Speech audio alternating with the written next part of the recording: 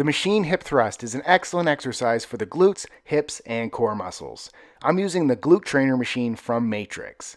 If you're new to weighted hip thrusts, this is a great starting point. The hip pad on the machine makes this more comfortable and the setup is easier to add and remove weights compared to a barbell hip thrust. To get started, sit down on the seat with your feet firmly planted into the foot platform. Squeeze the handle on the hip pad to lower it across your midsection. Slide your body down and off the seat so your upper back is pressed against the back pad with your feet pressed into the platform and your knees bent at a 90-degree angle. Raise your hips up into the pad to lift the weight, then allow the safety bar to fall away.